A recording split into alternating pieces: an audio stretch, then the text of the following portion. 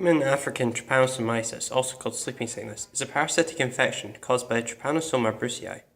This parasite is transmitted by the tsetse fly. The tsetse fly itself can be infected through biting other infected humans or animals. Sleeping sickness can be caused by two different subspecies of the parasite. TB gambians, which is the most common cause of the disease and is mainly found in Central and West Africa, or TB rhodesiense, which is responsible for far fewer cases of sleeping sickness and is mainly found in Eastern and Southern Africa. Sleeping sickness occurs in two different stages. In the first stage, the parasite has not entered the central nervous system yet. Symptoms are canker at the site of the bite, itching headaches, and various diseases in the different affected organs. In the second stage, the parasite has progressed in the central nervous system, causing neurological symptoms, issues with motor skills, and excessive sleeping. This can lead to the death of the infected person if not treated. This is where the two parasites differ: the time it takes for the disease to progress to stage 2. Rhodesiense takes weeks, whereas it can take several years for individuals infected with TB gambians to reach stage 2, making them dangerous to the rest of the community by becoming a reservoir for the parasite. Current diagnostic methods involve screening through serological tests, checking for clinical signs, establishing presence of the disease-causing parasites in bodily fluids, and staging disease progression through examination of cerebrospinal fluid. This involves a huge investment in both human and mechanical resources, which is hard to come by in developing countries. Therefore, new methods of identifying the disease are being researched. Of these methods, the most widely used is the card agglutination test for trypanosomiasis, CAT. But there are still limitations with this method, so Sullivan et al. Set out to test a new method to improve upon the current CAT test. The development of the CAT test was a huge breakthrough of its time, allowing for fast and simple detection of TB gambians-specific antibodies within the blood. It is carried out using a reagent made from trypanosomes extracted from infected rat blood and Kumasi blue stain, which is then mixed in a 1-to-1 ratio with blood of the individual being tested. The result of the test is visible to the naked eye, with individuals infected with the disease displaying agglutination of the trypanosomes in the center of the object. There are limitations to this method, with false results occurring occasionally, as well as a lack of being able to identify TB rhodesiense. And these are some of the shortcomings that Sullivan et al. Were trying to overcome with their new research. Okay, so the card agglutination test has been around for a long time and has served us, when I say us, the medical community, extremely well. So I have absolutely no disrespect for it whatsoever, but it has some disadvantages which I think are widely recognised. One is that it's dependent on the growth of the actual pathogen itself. So you have to actually grow trypanosomes in tissue culture to prepare the substrate of the test, which is basically fixed whole parasites. Okay, yeah. So obviously there's a biohazard there for the people doing it. It's also a very specialised procedure to grow trypanosomes.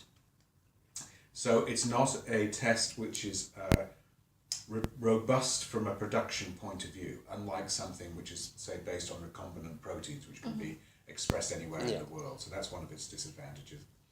The other is that actually the readout itself is rather complex. You do a series of dilutions on the card agglutination test, and you have to judge whether or not these fixed parasites are clumping into visual aggregates. And so it's a little bit subjective, the way that the test is read out, so it's another disadvantage.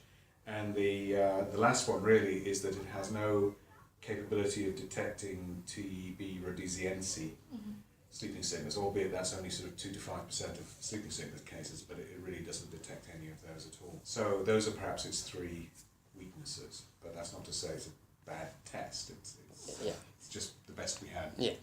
A lateral flow test, also called a lateral flow immunoassay, are tests that confirm the presence or the absence of target analytes such as pathogens, biomarkers. There are two types of LFTs: the sandwich assay, in which positive is indicated by a visible test line, and the competitive assay, in which the presence of the analyte is confirmed by a non-visible test line.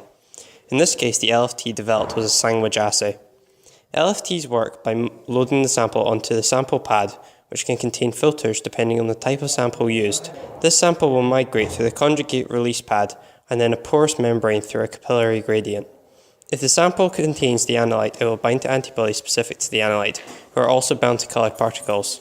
The sample will then keep migrating down the strip, and the analyte antibody complex will bind to antigens that are immobilized in the line on the strip, creating a visible line because of the coloured particles. The same will happen at the control line, where antibodies that did not bind to the analyte will bind and confirm that the sample migrated correctly through the strip. There can be several strips, as was the case in this paper, with the SVSG117 and RLSG65 antigens.